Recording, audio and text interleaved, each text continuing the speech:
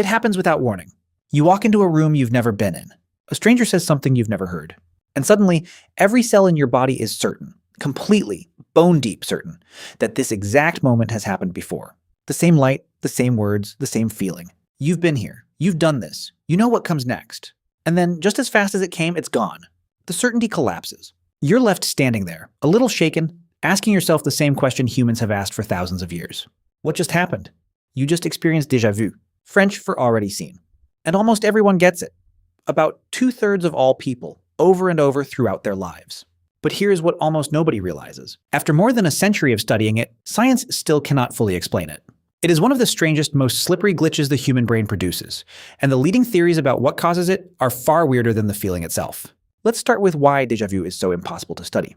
Think about it. To study something in a lab, you need to make it happen on command, but déjà vu can't be summoned. It strikes at random, lasts a few seconds, and vanishes. You can't predict it, you can't hold on to it. By the time you realize it's happening, it's already fading. For most of history, this made it the perfect breeding ground for the supernatural. Ancient people had explanations ready. Some believed déjà vu was a memory from a past life bleeding through. Others thought it was a glimpse of the future, a prophecy. Some believed it was proof that your soul had lived before, that the flash of recognition was your spirit remembering something your body never experienced. Even today, these explanations feel tempting, because that's exactly what déjà vu feels like. A memory. A real one. Of something that never happened. But in the last few decades, neuroscientists have started cracking it open. And what they're finding is that déjà vu isn't a window into another life. It's a window into how your memory actually works, and how easily it breaks. Here's the first major clue. For a long time, déjà vu was almost impossible to connect to anything physical in the brain. Until doctors noticed something in a specific group of patients. People with a certain kind of epilepsy, temporal lobe epilepsy, often experience intense déjà vu in the seconds right before a seizure. This was the breakthrough, because it gave scientists a location. The seizures were starting in a region deep in the brain called the medial temporal lobe, the exact area responsible for forming and recognizing memories. And right in the center of it sits a small structure called the rhinal cortex, which does one specific job. It sends out a signal of familiarity, a little flag that says, "You've seen this before." When doctors electrically stimulated this exact region in patients, something remarkable happened. The patients reported a sudden, powerful wave of déjà vu, on demand. So déjà vu isn't your soul. It's electricity firing in the part of your brain that decides whether something is familiar. And in the people who have it, that familiarity signal can misfire, flashing the "I've seen this" flag at a moment when you absolutely have not. But that raises a deeper question. If you don't have epilepsy, if your brain is perfectly healthy, why does it still happen to you? This is where it gets strange. The leading theory is that déjà vu is not a sign that something is wrong with your brain. It may be a sign that something is working exactly right. Here's the idea. Your brain has a constant background process, a kind of internal fact checker that monitors your memories. Its job is to catch errors, to notice when a memory feels off, when something doesn't add up, and to flag it. Wait, that's not right. Most of the time you never notice this system. It runs silently. But déjà vu might be the rare moment you actually feel it working. According to this theory, déjà vu happens when two things fire at once. Your brain throws up a strong signal of familiarity. This is familiar, but at the same time, your fact-checking system knows that's impossible. You've never been here. And so it raises its hand and says, this familiarity is a false alarm. That clash, the powerful feeling of familiarity, instantly contradicted by the knowledge that it can't be real. That conflict is the feeling of déjà vu. In other words, déjà vu might be the sensation of your brain catching its own mistake in real time. A glitch, yes, but a glitch caught by a system that's actually healthy. There's research backing this up. A cognitive scientist named Akira O'Connor built clever experiments to trigger false familiarity in volunteers, then scanned their brains as déjà vu hit. He expected to see the memory regions light up. They didn't. Instead, the active areas were the frontal regions of the brain, the parts involved in decision-making and conflict monitoring. Listen that again. During déjà vu, the part of your brain that lights up isn't the part that remembers.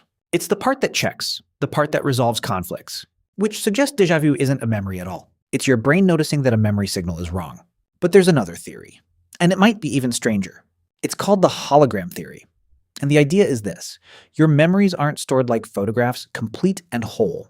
They're stored more like holograms, where the entire image can be reconstructed from just a tiny fragment. This means a single small detail. A smell, the angle of the light, the pattern of a carpet, the particular way a voice rises and falls, can be enough to trigger an entire stored memory. So imagine this. You walk into a room you've genuinely never seen. But one detail in it, the exact shade of the curtains, the layout of the furniture, happens to match a fragment of some old memory you can no longer consciously access. Maybe a room from your childhood, maybe something you saw in a film and forgot. Your brain grabs that fragment and reconstructs the feeling of the whole memory. The familiarity floods in. It feels like you've been here, but you can't place it because the original memory is buried too deep to recall. So you get the feeling of remembering without the actual memory, the ghost of recognition with nothing behind it.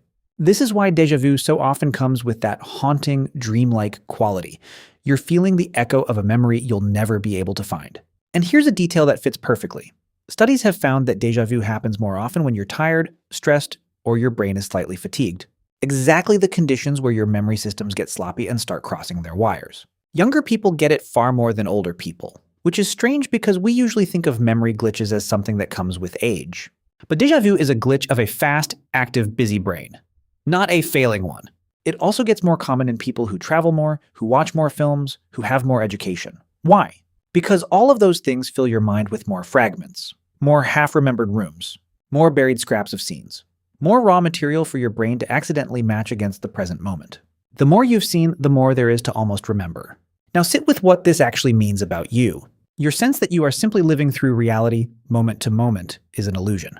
In truth, your brain is constantly checking the present against a vast, messy archive of everything you've ever experienced, tagging things as familiar or new, flagging errors, reconstructing holes from fragments, running silent comparisons billions of times a day.